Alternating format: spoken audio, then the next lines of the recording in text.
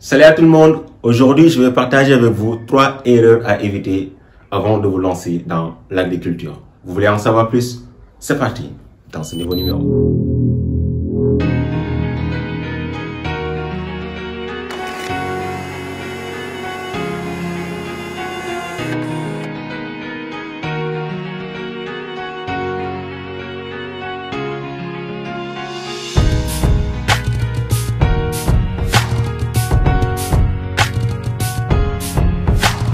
Un plaisir de vous retrouver dans ce nouveau numéro Les Conseils de Souleymane Agne. Aujourd'hui, je vais partager avec vous 3 erreurs à éviter avant de vous lancer dans l'agriculture.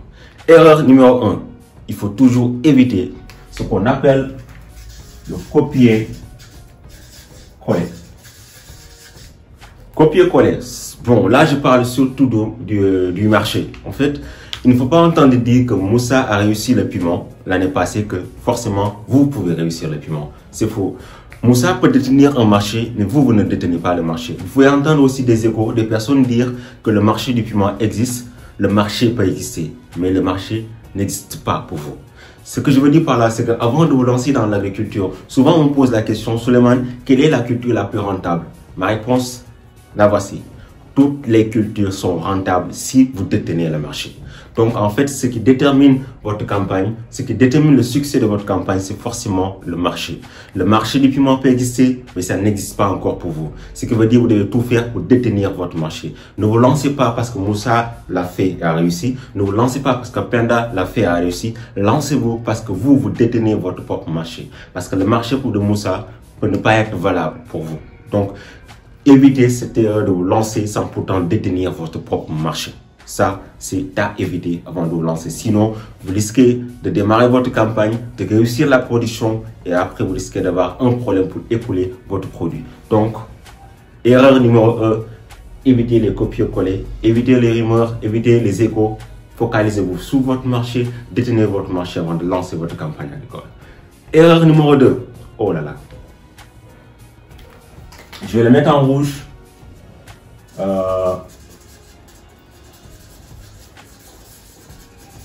Business plan. De grâce. Pour une personne qui débute, pour quelqu'un qui commence, vous n'avez pas besoin d'un business plan. Vous n'avez pas besoin d'un business plan pour démarrer en fait votre campagne agricole. Le business plan est fait pour les personnes qui ont eu 3 ans, 4 ans, 5 ans d'expérience. Et pour les personnes qui souhaitent en fait pour se projeter sur 5 ans, 6 ans, 7 ans. Comment pouvez-vous tracer un business plan alors que vous n'avez jamais effectué une campagne agricole, alors que vous ne détenez pas un marché? Il y a beaucoup de facteurs en jeu. Vous ne maîtrisez pas ces facteurs, donc c'est impossible pour vous de mettre en place un business plan. Un business plan est fait pour les grandes compagnies, pour les grandes structures, pour les personnes qui ont fait des années d'expérience. Vous n'avez encore rien du tout. Vous n'avez pas de marché, vous n'avez absolument rien du tout. Donc, vous n'avez pas besoin d'un business plan parce que vous ne pouvez pas planifier ce que vous ne connaissez pas, ce que vous ne maîtrisez pas. C'est impossible.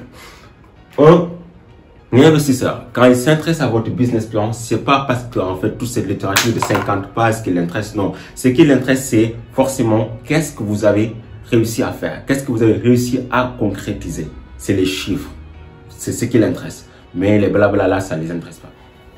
Donc, ce dont vous avez besoin à la place du business plan, c'est un plan d'action. Vous avez juste besoin d'un plan d'action pour éviter des problèmes, pour éviter des erreurs. Donc, concentrez-vous sur un plan d'action et mettez de côté un business plan. Un plan d'action vous permet d'aller beaucoup plus vite, d'être beaucoup plus précis et ça vous permettra d'éviter tous ces blablabla. Donc, concentrez-vous sur un plan d'action et focus sur ça. Après les années à venir, vous pouvez penser à un business plan. Ce dont vous avez besoin, c'est un cash flow qui vous permettra de gagner de l'argent et de régler vos factures à court terme, mais aussi de grandir à long terme.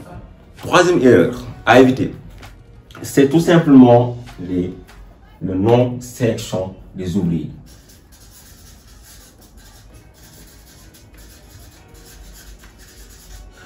Évitez de démarrer votre campagne agricole sans pourtant maîtriser vos ouvriers. La plupart des personnes, ce qu'ils font, c'est qu'en fait, ils démarrent leur campagne agricole et juste après, ils recrutent en fait, ou bien ils vont chercher un ouvrier et le mettre dans les exploitations agricoles sans pourtant connaître l'ouvrier, sans pourtant connaître ses compétences, ses connaissances, ce dont il maîtrise. 95% des personnes, des agriculteurs du dimanche, qui se lancent dans l'agriculture et qui échoue à cause des ouvriers. Je m'excuse, mais c'est la triste réalité. Parce que tout simplement, vous ne maîtrisez pas ce qu'ils font, vous n'êtes pas présent, vous ne savez pas c'est quoi leurs compétences et leurs connaissances. Juste avoir l'échange d'une personne qui vous dit « Je suis dans l'agriculture depuis 4 ans, 5 ans, 10 ans », ça ne veut rien dire. On peut être dans l'agriculture depuis 10 ans, 5 ans, alors qu'on ne maîtrise pas ce qu'on fait. C'est ce qui existe. Donc, de grâce, avant de démarrer votre campagne agricole, assurez-vous de sélectionner le meilleur des ouvriers. Sinon, vous risquez d'injecter de l'argent. Après, à terme, vous risquez tout simplement de tout perdre. L'argent, pour moi, c'est pas ce qui est important. Le marché est important. Mais après ça, ce qui est le plus important, c'est votre personnel. Parce que vous pouvez détenir le marché, vous pouvez avoir de l'argent, vous pouvez en fait regrouper assez de capitaux pour démarrer votre campagne agricole. Vous pouvez avoir tous les matériaux dont vous avez besoin pour réussir votre campagne agricole. Si vous n'avez pas les bonnes personnes pour les piloter, c'est sûr que vous allez connaître l'échec. Donc ça, c'est incontournable, c'est important. Et quand je parle d'ouvriers, je parle des personnes qui sont sur le terrain, les exécutants. Je ne parle pas des ingénieurs, je ne parle pas des techniciens, mais les exécutants. Car les ingénieurs et les techniciens sont souvent là pour donner des directives, mais ce sont les ouvriers qui doivent appliquer. Et si vous n'avez pas les bonnes personnes, animées de bonne foi, qui se mettront sur le terrain pour exécuter les travaux, c'est sûr que vous allez échouer. C'était ce que j'avais à partager. Je vous donne rendez-vous dans le prochain numéro.